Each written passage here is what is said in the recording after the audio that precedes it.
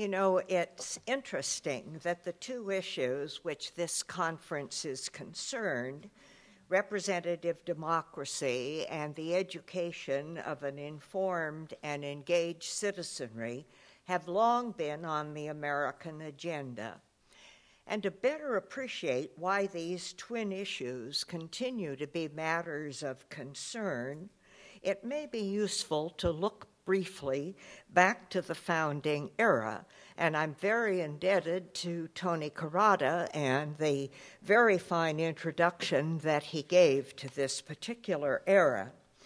As he mentioned, one of the question of representation was the very first serious intellectual debate to come between England and the American colonies. The British held that representatives to Parliament were to sit not merely as parochial representatives, but as delegates of the commons of the land. The American colonists were unwilling to accept that interpretation of representation. They rejected the idea that they were virtually represented in Parliament, and they moved to keep their voices of local interests clear and distinct. In Massachusetts and elsewhere, it became customary to require representatives to be not only representatives and residents, but property owners in the localities that elected them. And what is more, the colonists followed up by checking on their elected delegates. Now, they were not always satisfied with the performance of their representatives. Some disgruntled constituents complained that their assemblies were composed of plain, illiterate husbandmen, whose views seldom extended farther than the regulation of highways, the destruction of wolves, wildcats, and foxes, and the advancement of other little interests of particular counties. But more thoughtful Americans were concerned with the qualifications of a representative. A representative, one constituent argued, ought to exhibit more telling qualities. A representative ought to be a gentleman of good natural interest, a man of reading, of observation, and daily conversant with the affairs of policy and commerce. Such a man, he insisted, is certainly better qualified for a legislator than the retailer of rum and small beer called a tavern keeper in a poor, obscure county seat. But James Madison and Alexander Hamilton also were concerned with the qualifications a representative ought to have. And while Madison hoped that a representative who possessed the wisdom, patriotism, and love of justice to serve the true interest of the country, he was well aware that men were not angels. As he famously wrote in Federalist 51, if men were angels, no government would be necessary. If angels were to govern men, neither external nor internal controls on government would be necessary. But he concluded that section of Federalist 51 with an important statement, and that is that a dependence on the people is no doubt the primary control on government. But if the people were to exercise that control, they must be both informed and engaged as citizens. How then could what Madison called a spirit which nourishes freedom and is in return nourished by it be sustained? And the answer, in large part, depended upon the education of its citizens and the civic mission of its schools. The founding generation took very seriously the need for education as an insurance against the loss of liberty. the history of the Roman Republic served as both an example and a warning to them. Thomas Jefferson is one example of how that generation promoted the civic mission of schools. In 1779, he introduced his bill for the more general diffusion of knowledge. It proposed dividing each county into wards of sufficient size and population to support an elementary school in which all children would be taught at public expense. And each year, impartial examinations would be administered to the children completing the elementary course. Those among the best and most promising genius and disposition, as he put it, but too poor to afford it, would proceed to higher education, again at public expense. Now, the purpose of this ladder-like educational system was to collectively cultivate each individual's innate capacities and thereby to promote a more just and harmonious society. It was essential that this system be publicly financed in order to cultivate those talents which nature has sown so liberally among the poor as among the rich, but which perish without use if not sought for and cultivated. This system, Jefferson contended, would contribute to the public good by educating the people to participate directly in local community affairs and to more intelligently select their representatives. For Jefferson, an ignorant democracy was a contradiction in terms. As he wrote to a colleague, if a nation expects to be ignorant and free, it expects what never was and what never will be. And he emphasized that point again in his Notes on the State of Virginia, declaring that every government degenerates when trusted to the rulers. The people themselves, therefore, are its only safe depositories. But to render even them safe, their minds must be improved.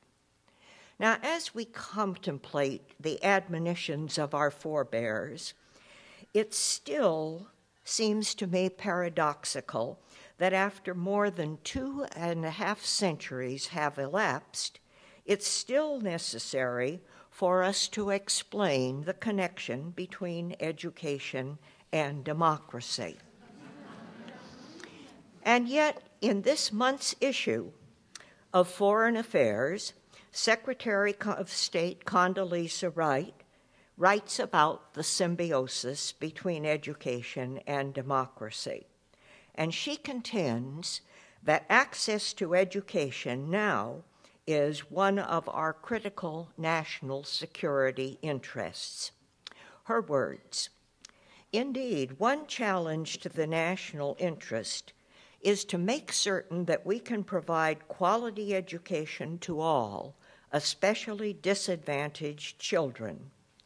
The American ideal is one of equal opportunity, not equal outcome. This is the glue that holds together our multi-ethnic democracy. And if we ever stop believing that what matters is not where you came from, but where you are going, we will most certainly lose the confidence that America needs to lead. We will turn inward. We will see economic competition, foreign trade and investment, and the complicated world that lies beyond our shores as challenges to which our nation cannot rise, but as threats that we ought to avoid. And that is why access to education is a critical national security interest." Just 3 months ago, in April of 2004, the Forum for Education and Democracy, an educational think tank, issued a new report entitled Democracy at Risk: The Need for a New Federal Policy in Education. And it charges that inequities in educational opportunity have increased, public commitment to democracy has waned, the scope of education has narrowed, and our rankings internationally in educational achievement and attainment have fallen. Those are serious charges. What are the reasons that this report gives for claiming that democracy is at risk and that education for a life of citizenship is a much-needed curative? Well, the report first alleges that our problem is not that American schools are doing worse than they were in the good old days. In fact, they are, on most counts, doing as well as they ever did, but for a greater number of students. Basic literacy rates have risen over the last half-century.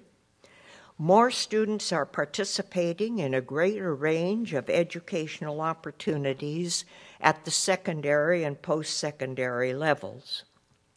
Schools are more diverse and inclusive places than they were 50 years ago, when nearly half of all high school students dropped out. Instead, the problem is that these achievements have not been systematically or systemically embraced, and they are unevenly spread throughout the educational system. So, while many exciting initiatives have been developed, a strategic long-term policy that would take them to scale has been missing.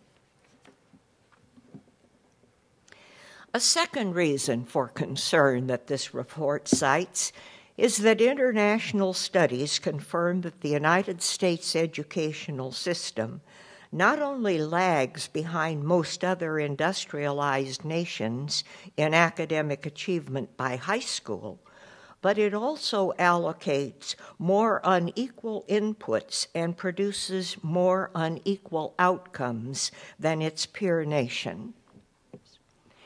As the report puts it, the United States has dropped from first in the world in higher education participation to 14th.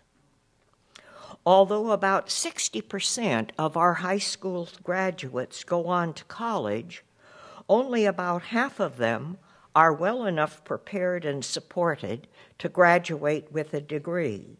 Far too few for the knowledge economy that we now operate.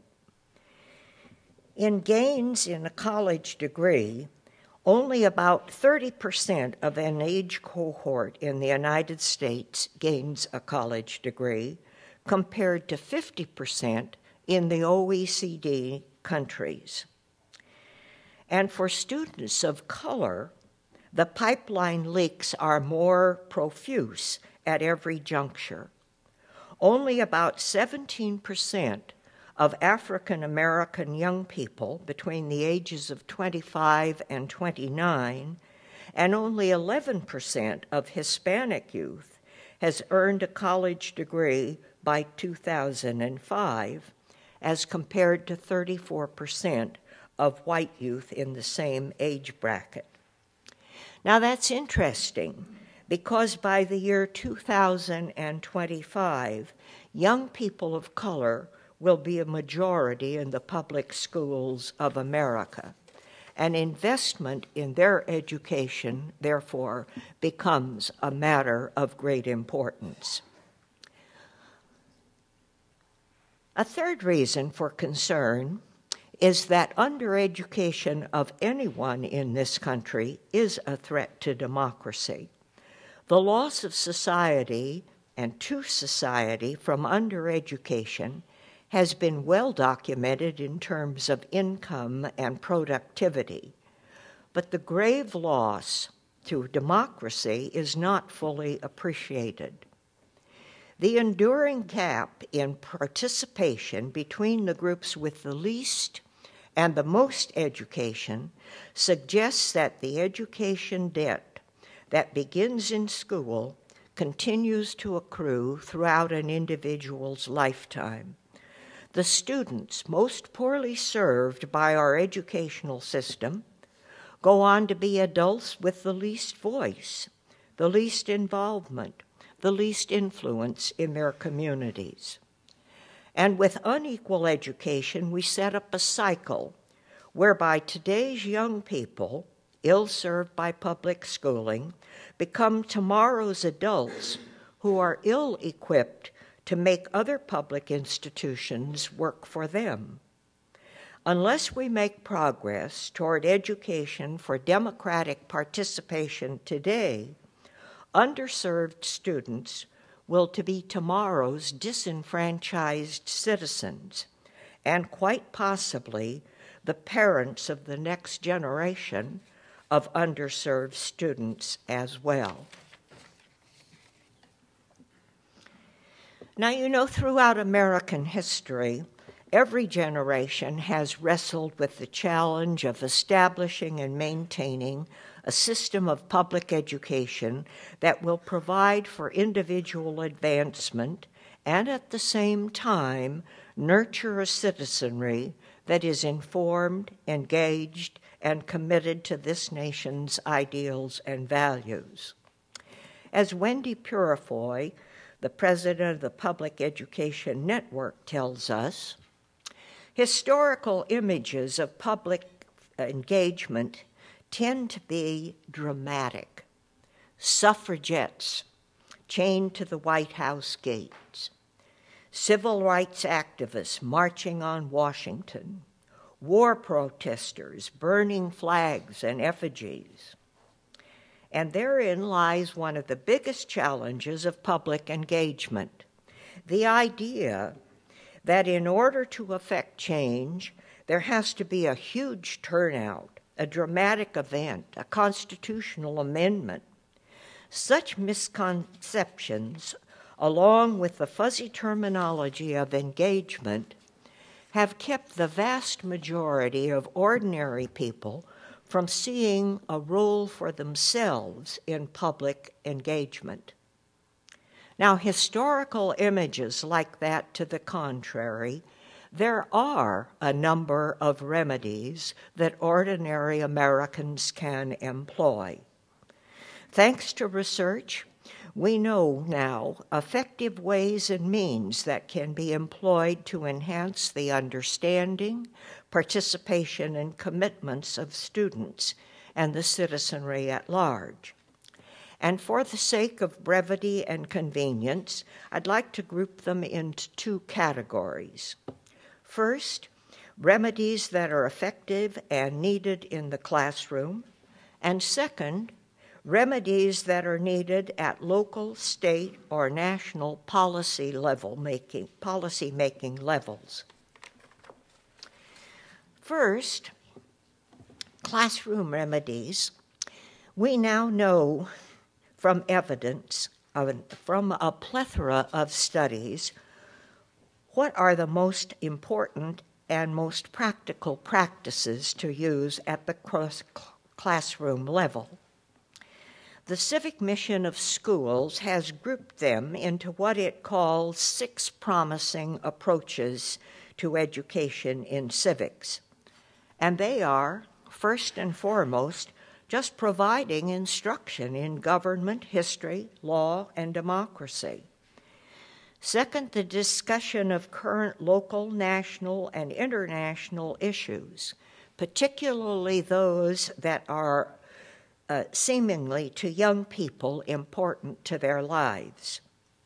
Third, programs that provide students with the opportunity to apply what they learn through community service that is linked to the formal curriculum and to classroom instruction.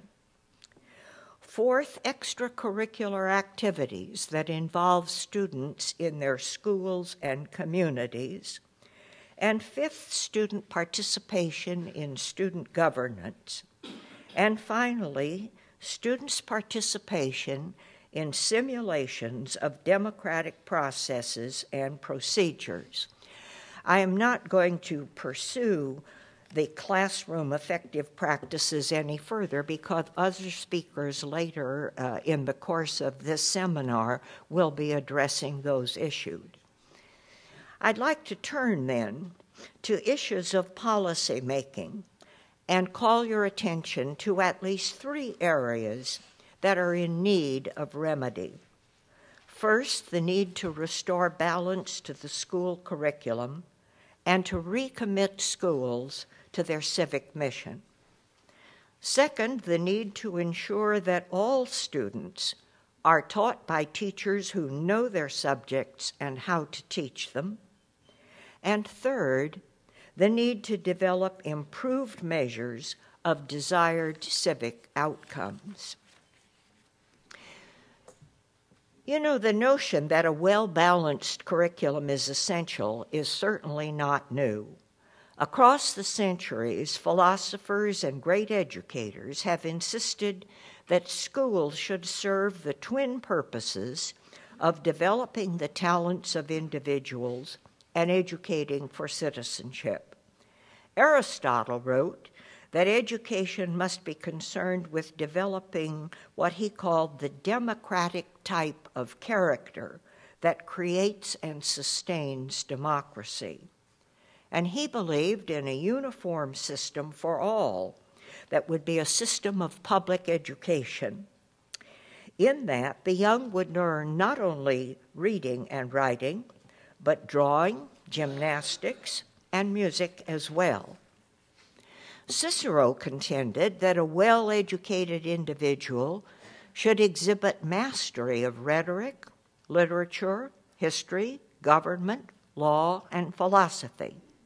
The purpose of education, he said, should be to develop individuals into worthy, competent, and cultured citizens. Erasmus advocated a curriculum which focused on the teaching of geography, history, science, and good citizenship.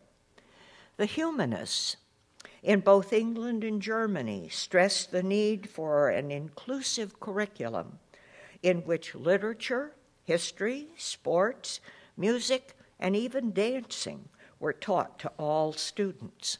And these humanists decried drill work, narrow formal analysis, memorization of subject matter.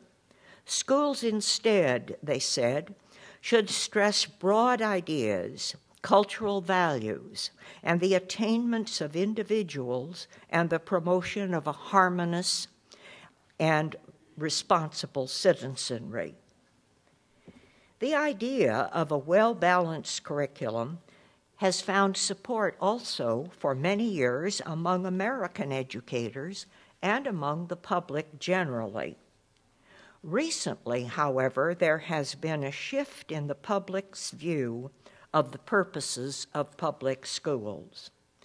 A national survey asked respondents to rate the purposes that they deemed very important, and more than 80% replied teaching basic reading, math, and science. 65% said preparing students for the workplace and employment. Only 54% said developing positive character traits was very important. And unhappily, barely half said preparing students to be competent and responsible citizens in our democratic society. Coming up last, appreciation for art, music, and culture.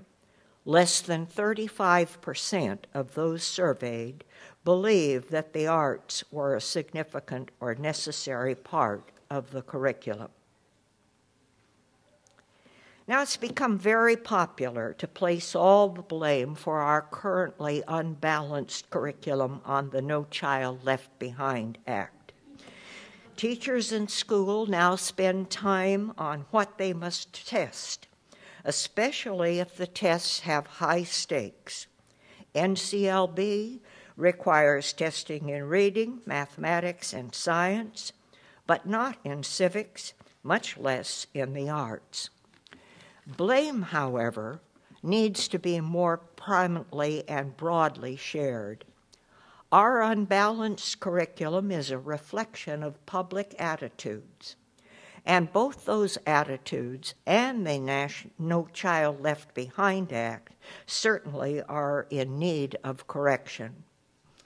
As a rural school principal in Appalachia has put it, yes, we agree that math and reading skills are important for citizens, but so is the study of history and civics, the ability to exercise and create a reasoned argument, the arts, research skills, and the list goes on.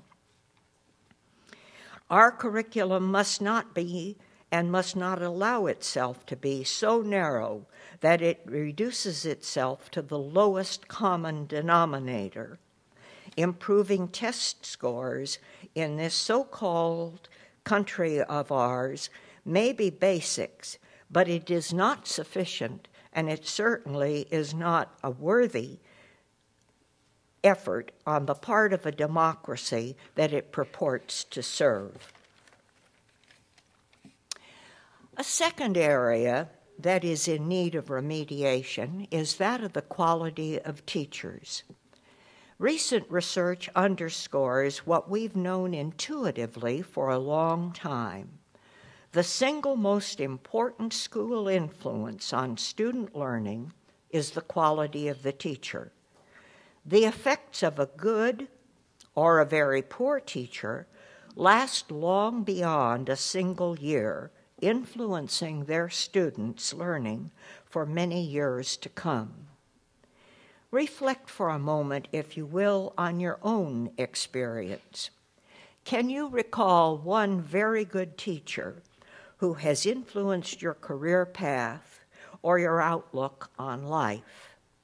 And conversely, can you think of a poor teacher who not only made you dislike his subject, but convinced you that you had no aptitude for it, so that your aversion continues to this day? Studies of teacher effectiveness have consistently found that the teacher's quality is a strong determinant of student learning, and that it far outweighs the effects of class size, homogeneity, or socioeconomic status. Students who are assigned to several ineffective teachers in a row have significantly lower achievement than students who are assigned to several highly effective teachers in sequence. In other words, teacher effects appear to be additive and cumulative. Unfortunately, they seldom are compensatory.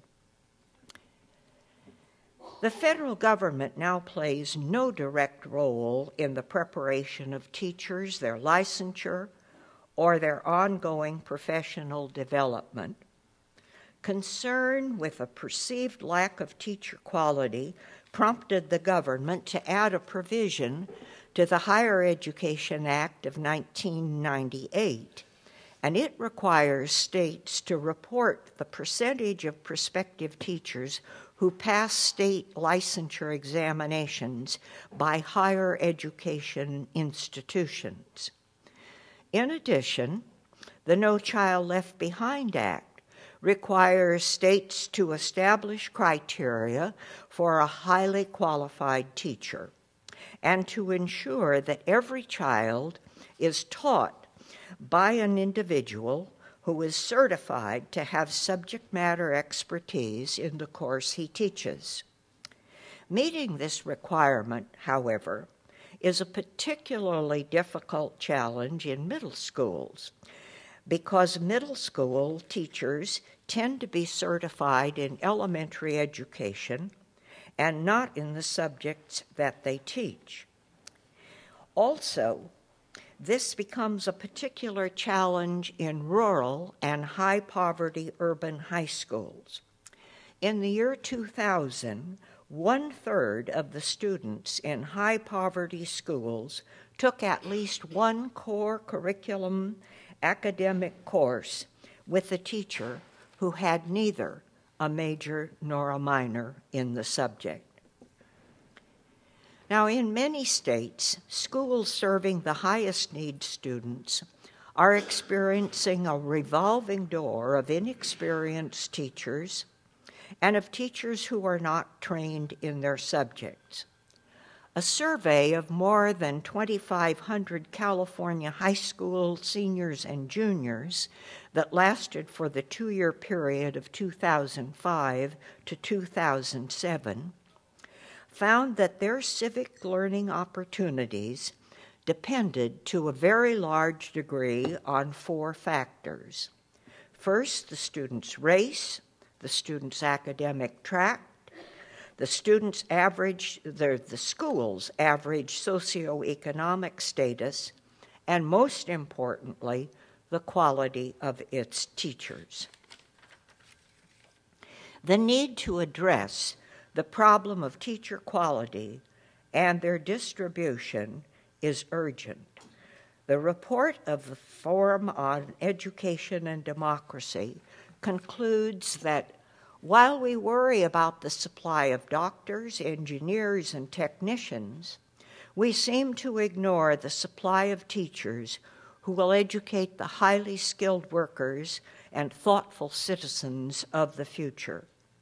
We lack a national policy to increase the supply of good teachers, to support teachers while they are on the job, to distribute good teachers to all of our children. When we do not tend to those who will nurture our young in the skills and abilities that make engaged citizenship possible, we are putting our future democracy at risk. Finally, let's consider an area that almost everybody agrees needs remediation, and that is the realm of testing and assessment. Our concern here is specifically with the appropriate measures for desired civic outcomes. You know, Albert Einstein is said to have had hanging over his desk at Princeton a sign that read, "Not everything that counts can be counted, and not everything that can be counted counts." And that certainly is true about civic education. We can count the facts that a student knows, and we can measure some skills. But testing the understanding of and the commitment to democratic values and the willingness to act upon those values is something that now eludes us. And that is most unfortunate because, as Kermit Hall often reminded us, a democracy needs affective students and citizens as well as effective citizens. Habits of the heart may well prove to be the most important outcome of good civic education. Yes, democracy and education do go hand in hand. We need to restore civic learning and the civic purposes of our schools. We need to do what the founders knew was essential, and that is to foster a spirit which nourishes freedom and in turn is nourished by it. Thank you.